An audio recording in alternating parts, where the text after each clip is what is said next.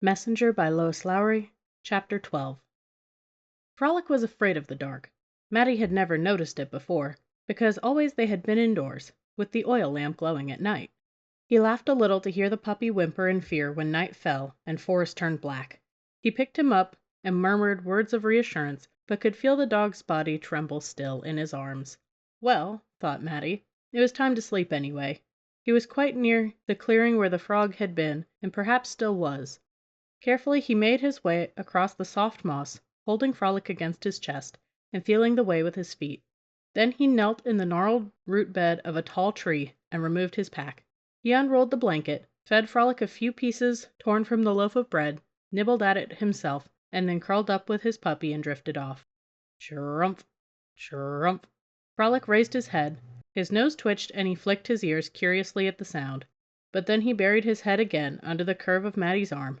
Soon he too slept. The days of the journey passed, and after the fourth night the food was gone, but Matty was strong and unafraid, and to his surprise little Frolic did not need to be carried. The puppy followed him and sat watching patiently as he posted the messages along divergent paths. Doing so lengthened the journey considerably. If he had gone straight through, he would be approaching Kira's village, his own home in the past, quite soon. But he reminded himself that being a messenger was his most important task, and so he took the side paths, walked great distances, and left the message of village's closure at each place where new ones coming could be advised to turn back. The scarred woman and her group had come from the east, he knew. There was a look that identified the Easterners. He could see on the path to the east remaining bits of evidence that they had come through not long before. Crushed underbrush where they had huddled to sleep, chunks of charcoal where a fire had been, a pink ribbon that had fallen, Matty thought, from a child's hair. He picked it up and put it in his backpack. He wondered if the woman had left her son behind and returned alone to her other children by now. There was no sign of her. The weather remained clear, and he was grateful for that, because although he had bragged about the past journeys through snow, in truth it was very hard to fight the elements and almost impossible to find food in bad weather. Now there were early fall berries and many nuts. He laughed at the chattering squirrels who were storing their own provisions, and with little guilt robbed a nest he found that was half filled with winter fare. He knew places to fish and the best way to catch them. Frolic turned up his nose at fish, even after Matty had grilled one on his small fire. "Go hungry, then," Matty told him, laughing, and finished the browned glistening fish himself. Then, as he watched, Frolic cocked his ears listening and dashed off. Matty heard a squawk, then a flurry of wings and rustling leaves and growls. After a bit, Frolic returned, looking satisfied, and with a bit of feather stuck to his whiskers. "So, I had fish, you had bird." It amused Matty to talk to Frolic as if he were human. Since his other puppy had died, he had always traveled the paths alone. Now it was a treat to have company, and sometimes he felt that Frolic understood every word he said.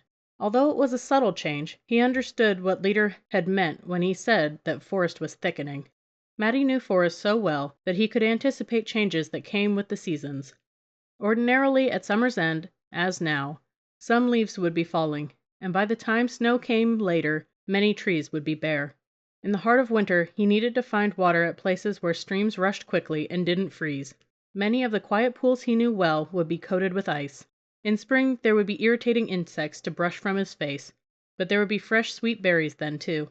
Always, though, it was familiar. But on this journey something was different. For the first time Matty felt hostility from Forest. The fish were slow to come to his hook. A chipmunk, usually an amiable companion, chittered angrily and bit his finger when he held his hand toward it. Many red berries of a kind he had always eaten had black spots on them and tasted bitter. And for the first time he noticed poison ivy growing across the path again and again, where it had never grown before. It was darker, too. The trees seemed to have moved at their tops, leaning toward each other to create a roof across the path. They would protect him from rain, he realized, and perhaps that was a good thing, but they didn't seem benevolent.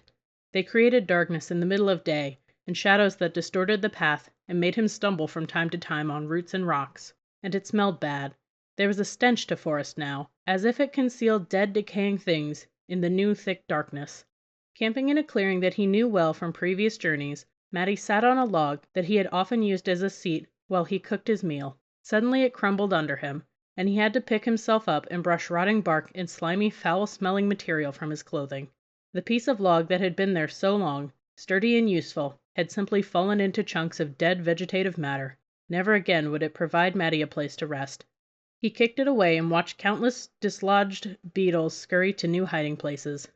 He began having trouble sleeping. Nightmares tormented him. His head ached suddenly, and his throat was sore. But he was not far now from his destination, so he trudged on. To divert himself from the discomfort that Forrest had become, he thought about himself as a little boy.